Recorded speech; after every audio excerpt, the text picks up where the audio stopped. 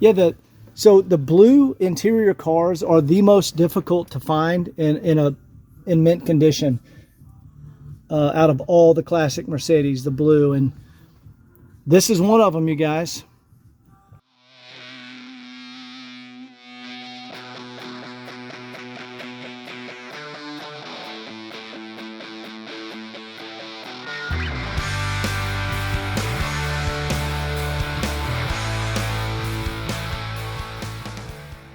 Guys, all the cars that you see in these videos are for sale on my website, www.woodsandbarclay.com.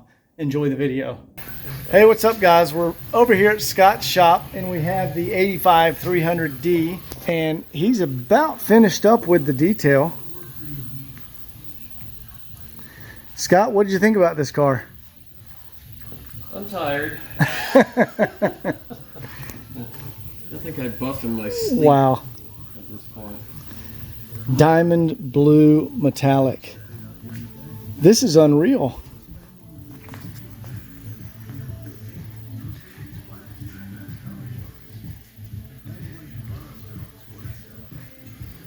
Wow, you guys, look at that. That looks incredible.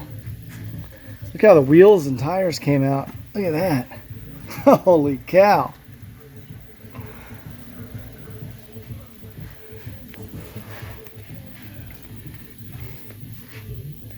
Wow, the paint feels great, man. So Scott's been buffing and polishing. He hasn't gotten to the interior yet. You said you did something back here too? Yeah, I got up underneath the back and cleaned it up.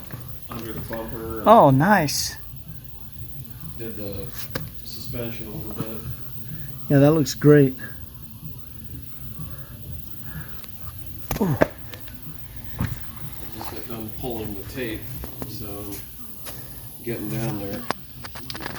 Man, these came out really good. The lug bolts don't even have any rust on them. No, considering the age of the car.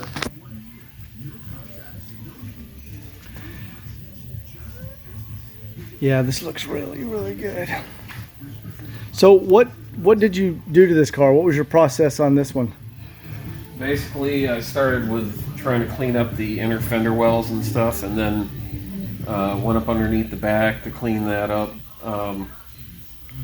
Did the door jambs. Didn't have to mess with the motor because the motor's the motor's pretty spotless. Like brand new. Then I clayed the finish, and after I clayed the finish, I wiped it down to remove all that residue. Let's show them the motor. Yeah, really nothing had to be done under here. This is like spotless. Somebody has obviously already cleaned the engine compartment. Yeah, well, they didn't do it the way I normally do it. I'm still gonna. I gotta go up here and clean. Okay, yeah, he's gonna get some of this area stuff up along the back. That looks fantastic, though. Now we're getting these floor mats all cleaned up very nicely. All done with the buffing and waxing. This car came out excellent. There are a couple of rock chips. See, there's a couple right there, but you know, 40-year-old car, that could be expected. Yeah, as you can see, that's all pretty much flawless under there. But Scott also got up here, cleaned along the edges really well, and all across the front of the firewall. So it looks like a new 40-year-old car. Doesn't make any sense to clean the motor if you're not going to do that too. Yeah, this is great. And you said you even got up under the... Yeah, I tried to clean out some of these cars. Oh yeah, there's the original paint. It looks like some of the Cosmoline is still up underneath there. Yeah. Yeah. Some of them clean up extremely well under the fenders, and some don't. Wow, that's not... I mean, that's the original paint. It Yeah. cleaned up really well.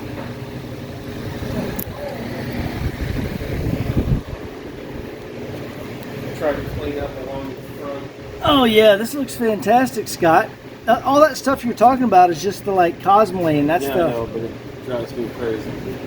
It'd be nice if they didn't spray it on there, but Yeah. it's The only way that stuff comes off is kerosene. Oh, yeah. A lot better. yeah, these look great. Very, very nice. And of course, you know, going up underneath the back end, cleaning up because the diesels build up so much soot. I just clean the heck out of the back end of them, going up underneath between the bumper and the body, and then across the spare well, you know, for the spare tire. You're talking about down here. Underneath the very back. Oh yeah. Oh wow. Yeah, that looks great.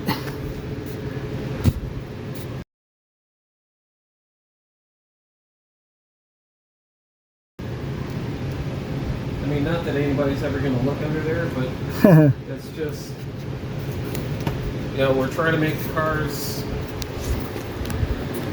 bounce, you know, and basically just bring the appearance back up to probably what it was when it was right off the assembly line. That's the goal. Trying to do the door jams and the fuel door, Oh, very nice. clean those up. I tape off all the trim because you don't want to hit this stuff with a high-speed buffer because it ruins it. And on some of these, it's got a grainy texture to it. Yeah.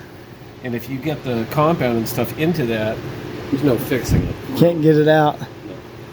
All right, we're back here at the shop with Scott. He's done with the 85 300D. I just want to show you one little detail. Scott, you were just talking about this. You were talking about the rubber gaskets, and I don't think you've gone to that extent on one of these cars for me before, but you were saying something you just did. I just got tired of looking at it. These old gaskets on these cars, over time, will turn white. I noticed that. Sometimes they get white, Yeah. like a chalky almost. And they'll get dirty. But they're still good. They're still good. Yeah, but they really need, and this is something I learned from a guy, one of my chem suppliers, a long, long time ago. This is amazing.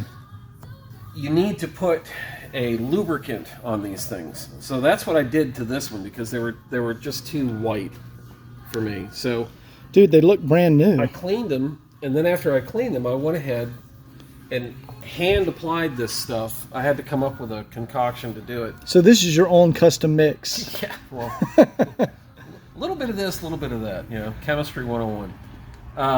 Yeah, that looks amazing. It gives the car a newer look. It looks like a brand new gasket. It feels like a brand new gasket. It just takes a little bit of work.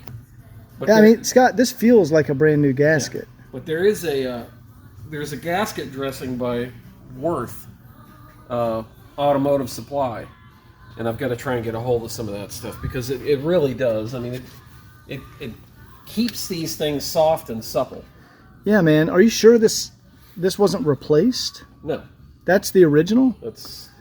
Well, I can't say that for sure, but I mean, that's incredible. Let me but look it at just this keeps those gaskets so they're nice, so they don't crack. one. They Yeah. don't break. You know, and a lot of folks don't think about that, but you know, Yeah, I mean, that's a nice touch. You know, considering these cars and the condition that they're in, make it a little bit better. You know. Well, like you said earlier, our goal is to make it how it left the factory. I know we can't do that. Would be perfection, but we try to get close to it. I mean, I've made some cars look better than factory, you know, because they aren't perfect when they leave the factory. Yeah, that's true. Seriously. Oh, here we go. Let's get the back seat for you guys. The part that impressed me the most about the back seat area, the nets are not sagging. They're always sagging. I usually fix that kind of stuff. Oh, look at the carpets back here. Oh, look, let's look under the carpets. Yeah, there's the originals. Here's the mats. Yeah, it's beautiful. And you can tell it's never been outside because there's no fading on any of the buckles. Yeah, just a remarkable car. I mean, there's literally... And look at what I found. Oh, look The at original that. key Where was that? under the seat. Because I only had one key for it. Yeah, no, that's from the That's deal. got the original leather cover. Dude, that is awesome. Yeah, there's literally like no sign of wear. It's pretty.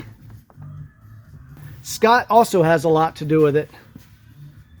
You know, it's, oh, look at this. He's going to put a light in here for us. There we go. Yeah. Look at that, you guys. And the ashtray, the face of the ashtray was all scratched up. How'd you get the scratches out? I took the ashtray out, and I've got a 3-inch, feel how smooth that is? Yeah, that's amazing. I've got a very fine compound that I used, but I've got a 3-inch wheel, and I put a sponge pad on it and polished it until it came slick. So, dude, that is fantastic. I mean, technically, that's some of the best Sobrano I've ever seen on one of these cars. I mean, I wish I could do it to all the wood, but you just can't. That's beautiful. Yeah, so the blue interior cars are the most difficult to find in mint condition out of all the classic Mercedes, the blue, and this is one of them, you guys. I really like the added touch you did on the gaskets, man. This is I mean, it looks like a new car. Yeah. This looks like a new 40-year-old car. Just wanted to show you guys a view from the driver's side. Just a remarkable detailing job. And you know, you can detail a car, but if the car is not good to start with, there's only so much you can do with a detail. But if you have a nice car to start with, this is what you can end up with. A remarkable car.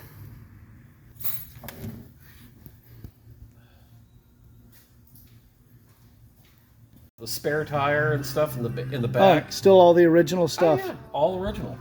Everything's wrapped in plastic. So there's the, oh good, I left my tag in there. Oh, my flashlight. I've been looking for that. No, I knew it was there. I just didn't say anything. Yeah, so Scott's talking about too, the toolkit is still wrapped in the original plastic back here. And the hang tag on the spare with the original, I mean. Here, hold it up. All right. Yeah. Oh, there we go. Look at how new it is. Look at that. That's 38 years old. Oh, it even still has the like cadmium gold color in the so this has never been out of the car ever. That's where they put it from the factory and where it's always been. Yeah, pretty remarkable. In my experience in doing these things well, I've been down here in Georgia since '89. Basically, any one of these where you open up the trunk, since I've started doing them in the early '90s, has always been out of the car. Oh yeah. You know, or there's water in the trunk, or you know, it's hard to find them like this. Yeah, it's very hard to find them like this. No, and I've cleaned. I've lost track of how many of these things I've actually done in the time that I've been doing it here. But it's yeah, they're nice. Well, thank you for taking on this one. Let me shut these doors up here and I'll take another look. Guys, I'm gonna get this car out of Scott's shop. It's late at night. I'm sure he wants to go home. So I hope you enjoyed this. Oh, no, I love my job. Well, good, because they got another one for you. Anyway, we'll see you guys next time. Take care.